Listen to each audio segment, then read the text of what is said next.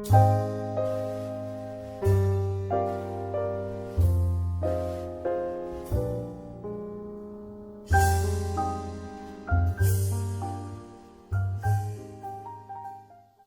Wallach is an expert on nutrition and longevity and is the famed author of the audio message, Dead Doctors Don't Lie, which has been heard by more than 50 million people. Get ready to learn and to laugh as Dr. Wallach shares some important facts that could very well save your life. And now, here is Dr. Joel Wallach. Since most of you heard the tape, Dead Doctors Don't Lie, I don't have to give a lot of introduction to myself other than to remind you the thing that makes my view different on health, I think, is that I'm a veterinarian as well as a physician. And in veterinary medicine, we don't have health insurance for animals like we do people. And if we were to use a human healthcare type of system for animals or livestock, it'd be sticker shock for you. Your hamburger would cost you $275 a pound. A boneless, skinless chicken breast would be $450 a pound. A dozen eggs would be $50 just to pay for the health care. So we learned a long time ago in the animal industry that we could keep the price of animal products such as meat and dairy and poultry and eggs down to where the average American could afford to eat them every day simply by eliminating health care cost. We do this in animals with simple little nutritional formulas, and that's why we have mouse pellets and rat pellets and hamster pellets and gerbil pellets and guinea pig pellets and rabbit pellets. We have canned and dried dog and cat food. We have pig pellets and sheep pellets and horse pellets and calf pellets and dairy pellets and ferret pellets and duck pellets and turkey pellets and trout pellets and catfish pellets and monkey pellets and pigeon pellets. I mean, every kind of animal you can think of that's been domesticated or used as a pet or a laboratory animal, we have pellets for. And the reason why we put animal feeds or animal rations into a pelletized form is so that every mouthful is perfect. Even the stupidest animal in the group gets a perfect diet. They can't sort through and just eat only the sunflower seeds or the raisins. Every mouthful is perfect. And we do that to standardize production. And it's been a real blessing for the agricultural industry. We were so successful that over the last 75 years, we were able to eliminate 900 different diseases. We've doubled and tripled lifespans of animals with these simple little nutritional formulas. And as a veterinarian, it always was kind of interesting to me that we didn't use that same technology for people. We only spent $100 billion figuring all this out for animals over a 75-year period, which is nothing, as you will see tonight, compared to what we spend for human health on a yearly basis. So it's a pittance to eliminate 900 different diseases in animals. Well, one of the things, before I became a physician, I was involved with a big research project with Marlin Perkins from the old Mutual of Omaha Wild Kingdom show. How many remember Marlin Perkins? Great gentleman. And I was really, really honored that he would think of me as a wildlife pathologist. I was in Africa actually doing conservation work, and he sent me a telegram, invited me back to the States in the mid-'60s because he had gotten a $7.5 million grant from the National Institutes of Health.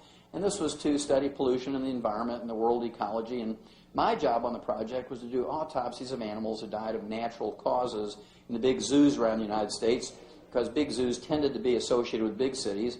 And if there was any pollution problems going on in the cities, there was bound to be an animal in the zoo population that would be sensitive to the pollution. And we could use that animal much like the old coal miners used to use canaries. You know, they'd take the canary down to the mine, and if a little gas or methane would leak into the mine, the canaries were much more sensitive than the men, and they would drop off the perch and die long before the men were in danger of blowing up or suffocating.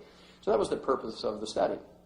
Well, to make a long story short, over some years I had done 17,500 autopsies on over 454 species of animals and 3,000 human beings for comparison. And what I learned, ladies and gentlemen, was that every animal and every human being that dies of natural causes dies of a nutritional deficiency disease. I'm going to repeat that because that's a very profound observation. Every animal and every human being that dies of natural causes dies of a nutritional deficiency disease. And of course, that was poo-pooed by many medical experts back then, because how could anybody die of a nutritional disease in America, right? There's no evidence to support the claim that we can prevent and cure diseases with vitamins and minerals. Raise your hand if you ever heard some version of that. No evidence to support the claim you can prevent and cure diseases with vitamins and minerals. Doctors say that, experts say that, professors say it, bureaucrats say that, everybody says that. Well, how many of you have ever heard of scurvy? Raise your hand. Sure, you know you can prevent and cure scurvy with vitamin C? How many of you have heard of rickets? Raise your hand. You know you can prevent and cure rickets with vitamin D? How many of you have heard of goiter? Raise your hand. You know you can prevent and cure goiter with iodine and copper and selenium? How many of you have heard of anemia? Raise your hand. Golly gee, you know you can prevent and cure anemia with iron and copper and folic acid and vitamin B12? And what about things like beriberi with congestive heart failure? You know you can prevent and cure that with thiamine or vitamin B1. And what about pellagra with all the emotional stuff and schizophrenia and diarrhea and all the skin diseases that go along with pellagra? You can prevent and cure that with vitamin B3 or niacin. And all the essential nutrients are called essential nutrients because if you don't have enough, you get diseases. If you get the disease, you take the nutrient, it goes away. So any doctor, any expert, any bureaucrat, any professor, anybody who says there's no evidence to support the claim you can prevent and cure diseases with vitamins and minerals is a fool. And you don't want to have a fool for a doctor. That's the last person you want to have as a fool as a doctor, right? Diabetes. An epidemic disease in the United States. There's 1 million new cases of diabetes every year. There's 32 million diabetics as we speak right now in America. 30 million of the 32 million diabetics are adult-onset type 2 diabetics. They make up the bulk of the diabetic population. And adult-onset type 2 diabetics make more insulin than non-diabetics. So there's not an insulin problem with them. And usually if you're asking about insulin, say, well, I've got insulin. How can I be a diabetic? And so doctors say, well, you've got insulin-resistant diabetes. It's not working. The reason why it's not working is you're deficient in 2 trace minerals, chromium and vanadium, and their cofactors necessary for them to work, which are required by your insulin to work in your body. You can make tons of insulin, but if you don't have those trace minerals, your insulin's not going to work. We learned in 1957 that we could prevent and cure adult-onset type 2 diabetes in laboratory animals, pet animals, and farm animals by giving them these 2 trace minerals and their cofactors. This lay dormant for 20 years in human medicine until 1977 when they found out that they could give intravenous chromium and vanadium and their cofactors to people who had diabetes, and they were unconscious from head injuries. They were in a coma. And they were miraculously cured by giving them intravenously these trace minerals and their cofactors. Now you can't say that, oh, well, they just believed that they were going to get cured because they were going to get cured because they were in a coma. They didn't know what was going on.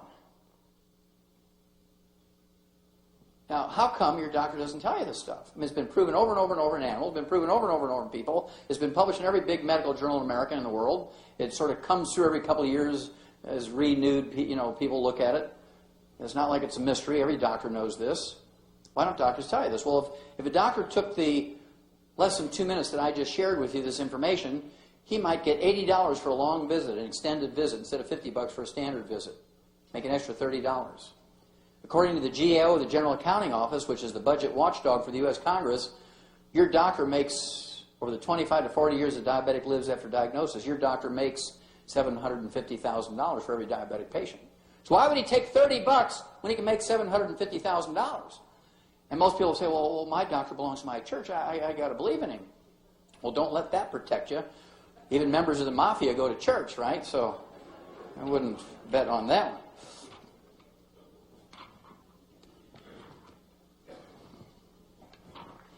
According to the U.S. Department of Agriculture, 100 years ago, Americans were eating ½ a pound of sugar per person per year. ½ a pound of sugar per person per year. Today, 100 years later, according to the U.S. Department of Agriculture, Americans are eating 157 pounds of sugar per person per year, or now we're eating ½ a pound a day. So in 100 years, we've gone from ½ a pound of sugar per person per year to ½ a pound of sugar per person per day. That, plus the deficiency of these nutrients in our food, has resulted in this epidemic of diabetes. Do you think our genetics has changed that much? I don't think so. If you look in the book Rare Earths Forbidden Cures, one of our books, the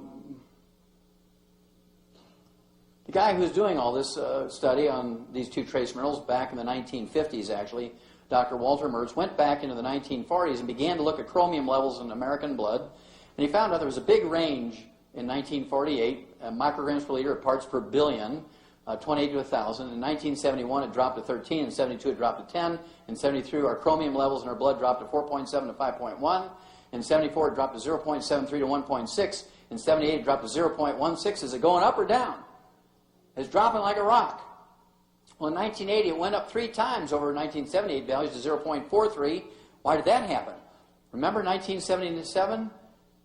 They were publishing all these papers on how chromium and vanadium was good for you. And so everybody was taking chromium and vanadium. They were running to health food stores and taking it. And so everybody's blood levels of chromium and vanadium went up. But because they couldn't cure diabetes with chromium and vanadium without all those other cofactors, In 1985, it went back down to 0.13 because people got frustrated because it wouldn't work if you just use those two trace minerals without the other cofactors.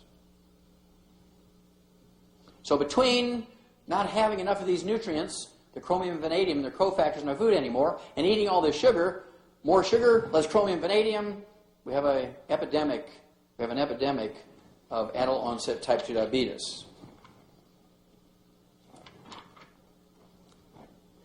The last one we're going to talk about is arthritis and osteoporosis. Arthritis and osteoporosis.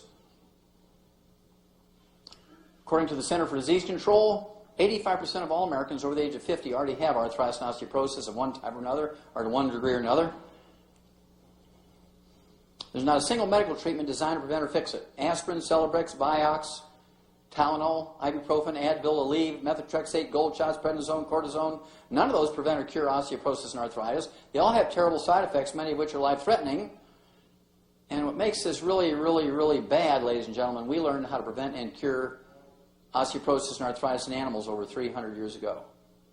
Now, we didn't know all the biochemical reasons why these approaches worked, but we knew in the last 75 years the biochemical reasons why these little nutritional formulas worked. But we knew how to prevent and cure osteoporosis and arthritis in animals for over 300 years, in some societies, 1,000 years. And your doctor is still trying to just give you painkillers and doing surgery.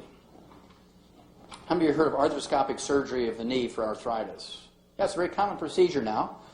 This came out in July of 2002. Arthroscopic knee surgery for arthritis is a worthless procedure. This was published in the New England Journal of Medicine. How many of you know somebody who's had arthroscopic surgery of the knee? Yeah. Well, if you have arthroscopic surgery of the knee for arthritis, that doesn't deal with the systemic problem that's going on, right?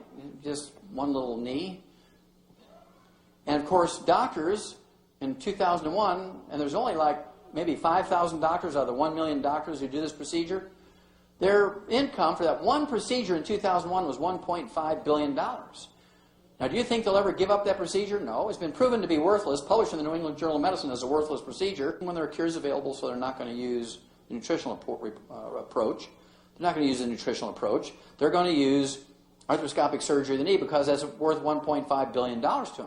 And so you have to be smart enough. When your doctor says, look, you got bone-to-bone arthritis of your knee. In the old days, we'd have to go right to the joint replacement surgery. But right now, we've got arthroscopic surgery of the knee, and we can take out those little floating bits of bone and cartilage, and then when that doesn't work anymore, we'll eventually have to go to the joint replacement surgery. But right now, we might be able to preserve your knee for a year or two. You have to be strong enough to say, look, doc, you're a quack. How many people did you kill last month?